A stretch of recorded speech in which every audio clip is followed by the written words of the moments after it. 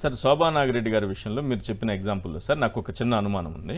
ఇప్పుడు 18 మంది ఉన్నటువంటి ప్రజారాజ్యంలో వాళ్ళు కాంగ్రెస్ పార్టీలో విలీనం చేశారు. 17 మంది ఓకే, కానీ శోభా నాగిరెడ్డి గారు ఏంటి అన్నప్పుడు మీరు డిస్క్వాలిఫై కారు అని చెప్పారు. కానీ ఏ పార్టీ ఎమ్మెల్యేగా ఉంటారు ఆవిడ? ఇప్పుడు ఆమె Prajarajyam purpose of the assembly అప్పటి వరకు ఆ పార్టీ ఎమ్మెల్యే ఉంటాడు. అదే పార్టీ ఉంటారు. తలసాని శ్రీనివాసరావు కేసీఆర్ క్యాబినెట్ లో ఉన్నాడు. ఆయన ఏ పార్టీ ఎమ్మెల్యే? అప్పుడు తెలుగుదేశం ఎమ్మెల్యేనే. మీరు రికార్డు చూడండి, అసెంబ్లీ రికార్డులు తెలుగుదేశం ఎమ్మెల్యేగానే ఉన్నారు. సవితానంద రెడ్డి కేసీఆర్ మంత్రివర్గంలో మంత్రి. ఏ పార్టీ ఎమ్మెల్యే? మీరు లిస్టులు చూడండి. Savitananda Reddy Congress MLA for the purpose of legislative records. Disqualify అయినా కావాలి, రిజైన్ అని చేయాలి, ఎక్స్పెల్ అని చేయాలి. ఈ 3 కాలే కదా. ఆమె ఎప్పటిదాకా ఆ పార్టీ మెంబర్ ఉంటారు, ఆమె డిస్క్వాలిఫై చేయాలి. కాలే ఆమె ఎక్స్పెల్ కాలే. 5 ఏళ్ళు పూర్తయిన తర్వాత వేరే మళ్ళీ టర్మ్ అయిపోతుంది, మళ్ళీ ఎలక్షన్ల పోటీ చేస్తారు, మళ్ళీ వెళ్తారు. That is different case.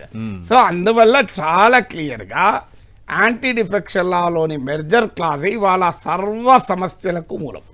ఇవాళ ఇంత బ్లేటెంట్ గా రాజ్యాంగ ఉల్లంఘన జరుగుతుందంటే ఈ simple reading of anti defection law చెప్తుంది. ఒరిజినల్ పార్టీ మీ లోక్సభ డాక్యుమెంట్స్ లో చూడండి, ఒరిజినల్ పార్టీ పదం ఉంటుంది, క్లియర్ గా ఉంటుంది. This is an exemption clause అని. సో ఇది నాట్ ఎ బేసిక్ క్లాజ్ కాదు, అది ఎగ్జంప్షన్. నీకు ఇది జరుగుతుంది, వారంలో ప్రతిరోజు 8 గంటలు డ్యూటీ చేయాలి, ఎక్సెప్ట్ ఆన్ సండే అని ఉంటుంది. అంటే అర్థం ఇక ఏది రూలు రోజు రావాలి, ఎక్సెప్షన్ సండే.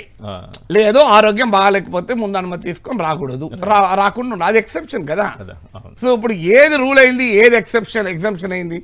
ఒక రూల్ ఏంటి, నీవు డిస్క్వాలిఫై అవుతావు. ఎగ్జంప్షన్ అయింది 2/3 కనుక ఒప్పుకుంటే నువ్వు ప్రొటెక్షన్ ఉంటుంది, నువ్వు డిస్క్వాలిఫై కావు, ఇంతే కదా. సో ఇప్పుడు కంప్లీట్ ఉల్టా అయింది కదా. Right sir. థర్డ్ క్వశ్చన్, ఒక్కొక్క పువ్వు వేసే చందమామని ఇంతకు ముందు అన్నట్టుగా ఒక్కొక్క ఎమ్మెల్యే వెళ్ళిపోతే మ్యాజిక్ నెంబర్ చేరగానే దానికి రాజ్యాంగ బద్దత వచ్చేస్తుంది. అసలు మీరు చెప్పినట్టు 1/3 2/3 ఇప్పుడు 1/3 ఉన్నది 2/3 చేసుకున్నాం. 1/3 స్ప్లిట్ 1/3 లేదు. ఇప్పుడు 2003లోనే అమెండ్మెంట్ ద్వారా తీసి పడేశారు. 2/3 ఇప్పుడు అసలు మొదలు 2/3 పువ్వులకు కూడా బతుకమ్మ పూర్తి కాదు. నేను ఇంతకుముందు చెప్పింది అది. ఎట్లా సార్? 3 అసలు విలీనం అనే క్లాజే మీనింగ్లెస్. నేను ఎంతమంది చెప్పేది అదే కదా. అసలు మెర్జర్ అనేది ఒరిజినల్ పార్టీ మెర్జ్ కాకుండా ఎంతమంది ఎమ్మెల్యేలు ఒప్పుకున్నా అది డిస్క్వాలిఫికేషన్ కావాల్సిందే. Number of MLAs number of MPs తో సంబంధం లేదు, ప్రొవైడెడ్ ఒరిజినల్ పార్టీ మెర్జ్ అయితే తప్ప. ఒరిజినల్ పార్టీ మెర్జ్ అయినప్పుడు 2/3 ఎమ్మెల్యేలు ఒప్పుకుంటే వాళ్ళకి ప్రొటెక్షన్ ఉంటుంది, వాళ్ళు డిస్క్వాలిఫై కాకుండా. కానీ అసలు ఒరిజినల్ పార్టీ మెర్జర్ కాకముందు ఇది వర్తించింది. ఇప్పుడు అదే రాజ్యాంగ విరుద్ధం అంటే ఇక అంతకన్నా రాజ్యాంగం అతనికన్నా గరుడు ఆచండ మల్లన్న అన్నట్లు ఒక్కొక్క పువ్వేది చెందమాట ఒక్కొక్క ఎమ్మెల్యే పోతాడు. ఇప్పుడు 6 7 కాంగ్రెస్ లోకి బీఆర్ఎస్ ఎమ్మెల్యేలు, వీళ్ళు 26 చేరుతారు, 2/3. వెంటనే ఆ 26 మందికి నాయకుడు కూడా రిప్రజెంటేషన్ ఇస్తాడు స్పీకర్ కు. మేము మా శాసనసభ పక్షం బీఆర్ఎస్ విలీనం కావాలని నిర్ణయించుకున్నది కాంగ్రెస్ పార్టీలో అంటే స్పీకర్ వెంటనే Mudra గుద్దుతాడు, yes merger formality completed, నీకు యాంటీ డిఫెక్షన్ వర్తించదని. అయ్యే వాళ్ళు 26 మంది అయ్యేదాకా యాంటీ డిఫెక్షన్ వర్తించారు. ఇప్పుడు ఇంకొక ఎగ్జాంపుల్ చెప్పండి సార్. శివసేన చీలిపోయి వాళ్ళు బీజేపీతో కలిసి అక్కడ అధికారంలోకి వచ్చారు. ఎన్సీపీ కూడా అజిత్ పవార్ తీసుకెళ్లి 8 మందితో ఎంతమందినో తీసుకెళ్లి, కొంతమందిని తీసుకెళ్లి 40 మంది ఉన్నారన్నారు, కొంతమందిని తీసుకెళ్లి ఆయన కూడా మంత్రివర్గంలో చేరిపోయాడు. ఇది ఎట్లా? పార్టీ అధ్యక్షులు వేరు కదా, అది కూడా అన్యాయమే. ఇప్పుడు అసలు ఫస్ట్ ఆఫ్ ఆల్ అక్కడే అసలు వాళ్ళు ఏది రియల్ సేన ఏది ఎన్సీపీ అనే గుర్తింపులోనే ఫ్లా ఉంది. ఇప్పుడు ప్రజలు ఏం నిర్ణయించారు? ప్రజలు ఉద్ధవ్ ఠాక్రే శివసేన నిజమైన శివసేన అని, శరద్ పవార్దే నిజమైన ఎన్సీపీ అన్నారు కదా. అసలు అది స్ప్లిట్ కూడా అవకాశమే లేదు. ఇప్పుడు there no concept of split in the anti defection law. అది 2003 అమెండ్మెంట్ తోనే క్లోజ్ అయింది. ఇక అది కూడా ఇది 2/3 వాళ్ళు చేరిపోయారు కదా, మేము మెర్జ్ అయిపోయినామంటున్నారు. సో అక్కడ ఇంకో ఇంట్రెస్టింగ్ మెర్జ్ ఎట్లా అవుతారు ఆడ. ఇప్పుడు మహారాష్ట్ర శివసేన ఏక్నాథ్ షిందే వర్గం రియల్ శివసేన అని తీర్పు చెప్పారు, అది బీజేపీలో మెర్జ్ కాలేదు. మరి వాళ్ళు కలిసి ప్రభుత్వాన్ని ఏర్పాటు చేసుకున్నారు. మరి ఎట్లా ఇప్పుడు యాంటీ డిఫెక్షన్ ఎక్కడ ఉన్నట్టు వీళ్ళకి వర్తించాలి, వాళ్ళకు ఎవరికో వర్తించాలి కదా. మీకు ఏక్నాథ్ షిందే వర్గము రియల్ శివసేన అయినప్పుడు ఒరిజినల్ రియల్ శివసేన కానీ ఉద్ధవ్ శివసేన ప్రభుత్వానికి ఏం కావాలి, వాళ్ళు పార్టీ డిస్క్వాలిఫై అవుతారా కాదా? That is the very biggest problem. ఇప్పుడు ఎన్సీపీలో కూడా అంతే, ఎవరికి వర్తించదు anti defection. Okay right. 5th question sir.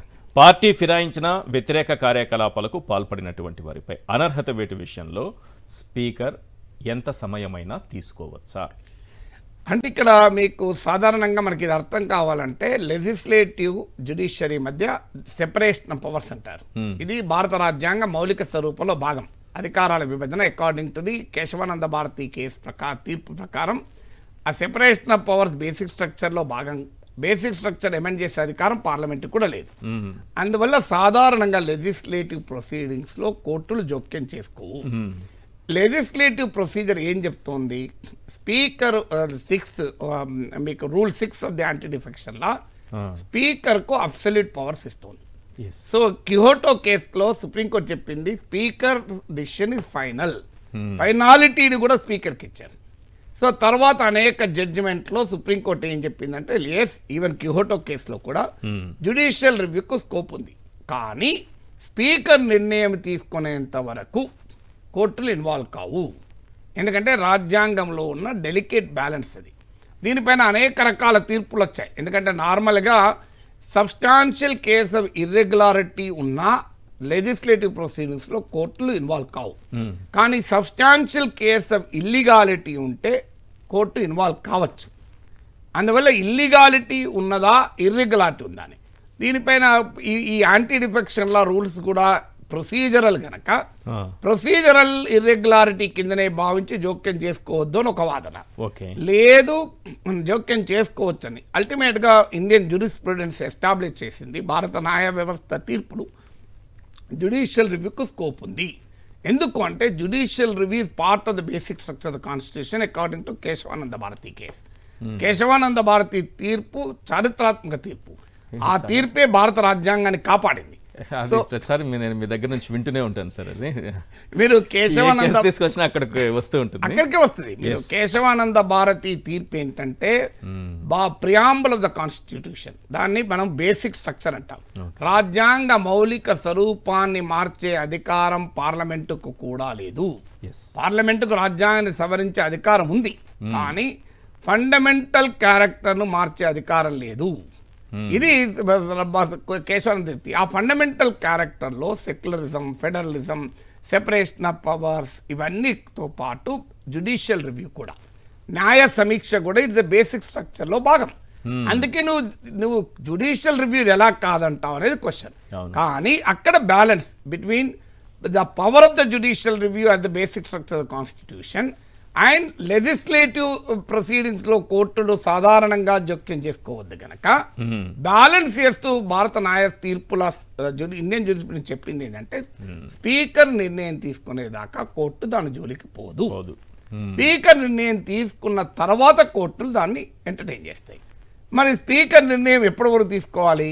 Unfortunately లాలో లేదు. మొదట్లో చెప్పాను కదా, యాజ్ సూన్ యాజ్ పాసిబుల్, ఇలా యాజ్ ఎర్లీ యాజ్ పాసిబుల్. ఎందుకు ఈ పని చేశారు అంటే భారతదేశ సుప్రీంకోర్టు తీర్పు చెప్పింది రాజ్యాంగబద్ధమైన పదవుల్లో ఉన్నవారు రాజ్యాంగబద్ధంగానే వ్యవహరిస్తారని విశ్వసిస్తుంది భారత న్యాయ వ్యవస్థ. నమ్మకం మీద ఆధారపడి ట్రస్ట్ అంతే. సో దీనిపైన కూడా కోర్టు తీర్పు చెప్పింది. ఈ ట్రస్ట్ అనేది ఎప్పటిదాకా ఉండాలి?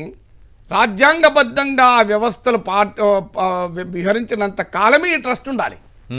అసలు ఆ వ్యవస్థలో ఉన్న వాళ్ళు రాజ్యాంగ విరుద్ధంగా వ్యవహరిస్తుంటే ట్రస్ట్ ఎక్కడ దీని కూడా కోర్టు సుప్రీంకోర్టు చెప్పింది.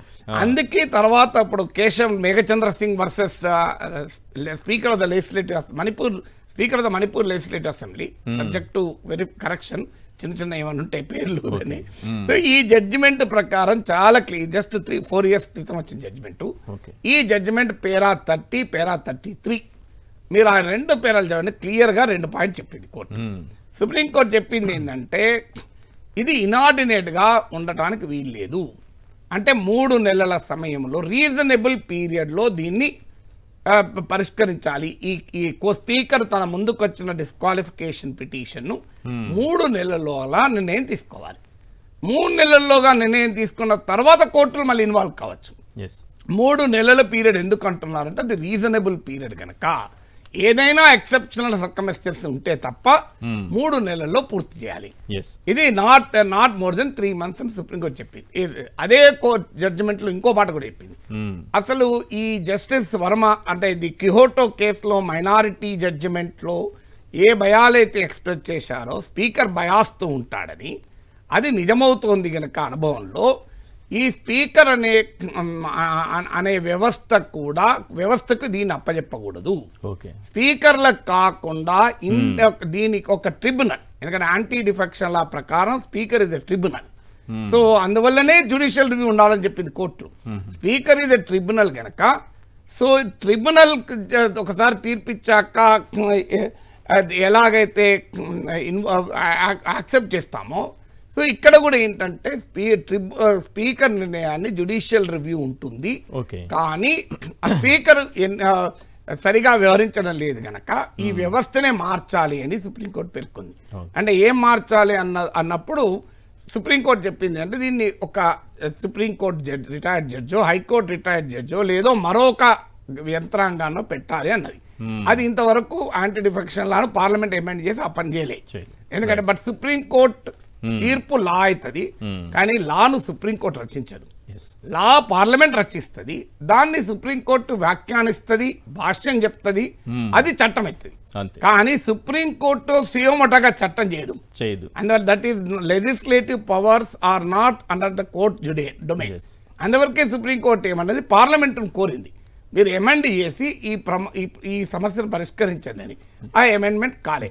అందువల్ల స్పీకర్ అయితే ఇక్కడ ఇవాళ పత్రికల్లో మీరు చూశారు సార్, ఇప్పుడు బీఆర్ఎస్ ఎమ్మెల్యేల డిస్క్వాలిఫికేషన్ లో కోర్టులో అదే జరిగింది వాదన. బీఆర్ఎస్ తరఫున లాయర్ ఏం వాదించాడంటే, ఇంకో ఈ మేఘచంద్ర సింగ్ కేసులో 3 నెలల్లో పరిష్కరించాలని ఉంది కదా, మరి స్పీకర్ నిర్ణయం తీసుకుంటలేడు కదా, కోర్టే జోక్యం చేసుకోవాలి అన్నారు. సో విచిత్రం ఏంటంటే ఈ మాట అన్నప్పుడు కాంగ్రెస్ ప్రభుత్వ తరఫున లాయర్ ఏమన్నాడంటే, కిహోటో కేసులో స్పీకర్కు టైం పీరియడ్ లేదు, స్పీకర్ నిర్ణయం తీసుకునేదాకా కోర్టులు జోక్యం చేసుకోకూడదు వాదించారు.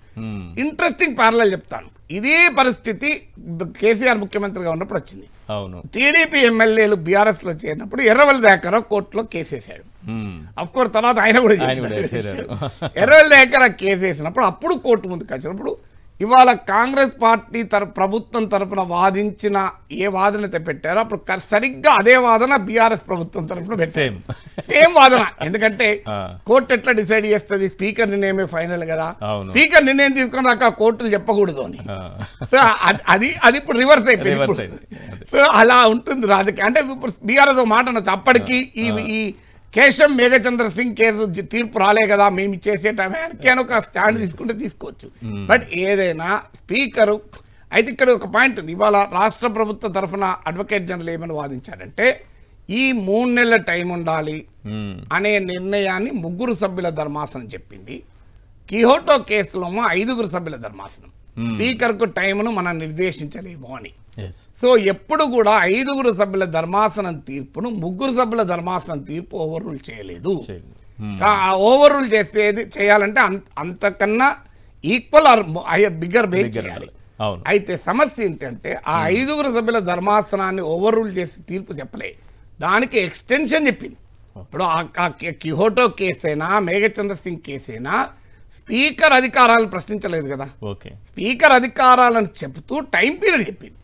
అందువల్ల టైం పీరియడ్ చెప్పినప్పుడు 3 సభ్యుల ధర్మాసనం 5 సభ్యుల ధర్మాసనం తీర్పు ఓవర్ రూల్ చేసినట్టు ఎట్లా అవుతుంది, దానికి మరింత ఇంటర్ప్రిటేషన్ ఇచ్చినట్టు అవుతుంది కదా అని ఒక ఆర్గ్యుమెంట్. అది తేలాలి. అది ఇప్పుడు 3 సభ్యుల ధర్మాసనం నార్మల్ గా 5 సభ్యుల ధర్మాసనం ఇచ్చిన తీర్పును ఓవర్ రూల్ చేయరాదు.